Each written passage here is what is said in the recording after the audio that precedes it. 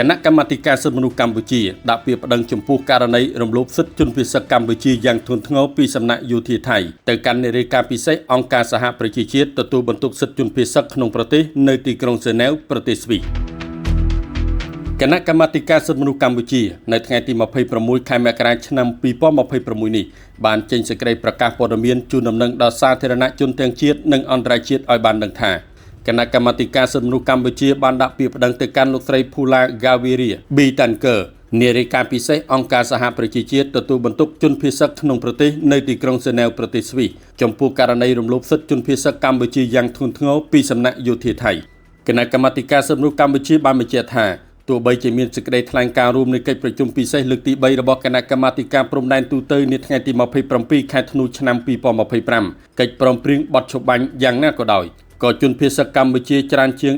115,000 នាក់នៅតែមិនអាចត្រឡប់ទៅលំនៅឋាននិងសហគមន៍របស់ពួកគេវិញបានដោយសុវត្ថិភាពនិងតាមការស្ម័គ្រចិត្តនៅឡើយទេបើគិតត្រឹមថ្ងៃទី25ខែមករាឆ្នាំ2026ដោយសារសកម្មភាពខុសច្បាប់របស់យោធាថៃរួមមានការកំទេចផ្ទះរបស់ប្រជាជនស៊ីវិលកម្ពុជាក្នុងតំបន់ដែលយោធាថៃបានឈ្លានពាននិងកាន់កាប់ដោយខុសច្បាប់ក៏ដូចជាការដាក់ពង្រាយបន្លាលុះនិងទូកុងតឺន័រ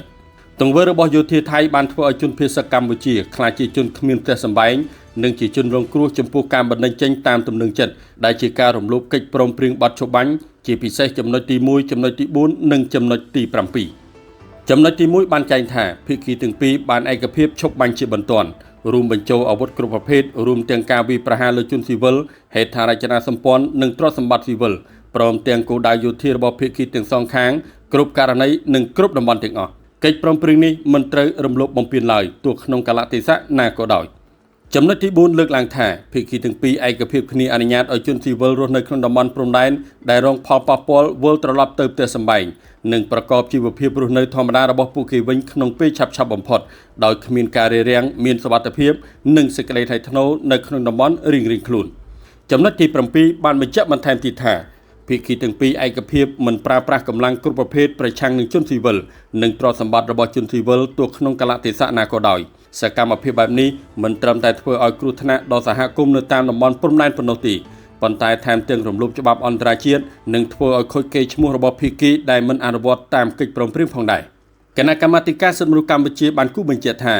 ការចូលមកកាន់កាប់ដោយខុសច្បាប់ការបំផ្លិចបំផ្លាញផ្ទះសម្បែងការលួចទ្រព្យសម្បត្តិជនស៊ីវិលនិងការរារាំងក្នុងការវិលត្រឡប់ទៅលំនៅឋានរបស់ខ្លួនវិញគឺជាការរំលោភយ៉ាងធ្ងន់ធ្ងរលើបទបញ្ញត្តិនានានៃសេចក្តីប្រកាសជាសកលស្តីពីសិទ្ធិមនុស្ស UDHR កតិកាសញ្ញាអន្តរជាតិស្តីពីសិទ្ធិសេដ្ឋកិច្ចសង្គមគិច្ចនិងវប្បធម៌ ICESCR កតិកាសញ្ញាអន្តរជាតិស្តីពីសិទ្ធិពលរដ្ឋនិងសិទ្ធិនយោបាយ ICCPR អនុសញ្ញាស្តីពីសិទ្ធិកុមារ CRC អនុសញ្ញាស្តីពីសិទ្ធិជនមានពិការភាព CRPD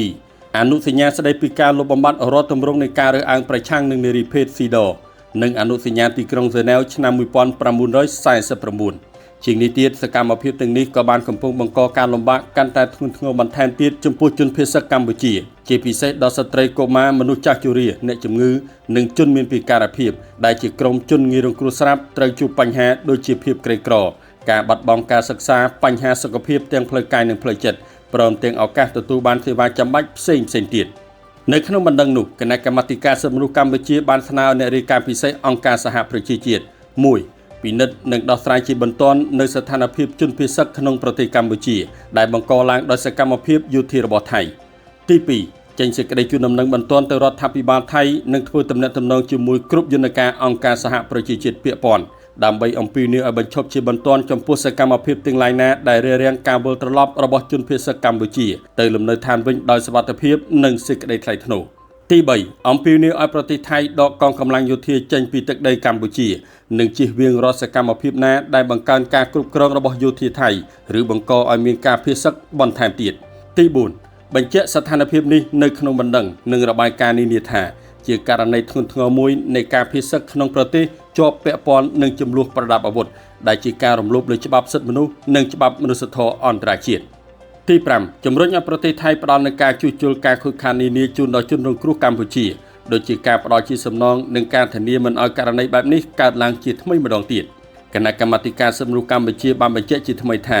ការភៀសសិទ្ធិក្នុងប្រទេសមិនមែនជាបញ្ហាសាមញ្ញនោះទេហើយភាពស្ងៀមស្ងាត់និងយឺតយ៉ាវក្នុងការឆ្លើយតបយ៉ាងម៉ឺងម៉ាត់ និងបង្កឲ្យមាននីតិរដ្ឋភាពនិងការរងគ្រោះកាន់តែអស់បន្លាយនិងធ្ងន់ធ្ងរសម្រាប់ប្រជាជនស៊ីវិលប្រទេសកម្ពុជាមានកាតព្វកិច្ចចម្បងក្នុងការការពារប្រជាជនខ្លួននិងដាក់ចេញវិធានការសំខាន់ៗក្នុងការជួយជនភៀសសឹកប៉ុន្តែការចូលរួមរបស់សហគមន៍អន្តរជាតិពិតជាមានសារៈសំខាន់ខ្លាំងណាស់នៅពេលដែលការភៀសសឹកបានកើតឡើងដោយសារសកម្មភាពរបស់យោធាបរទេស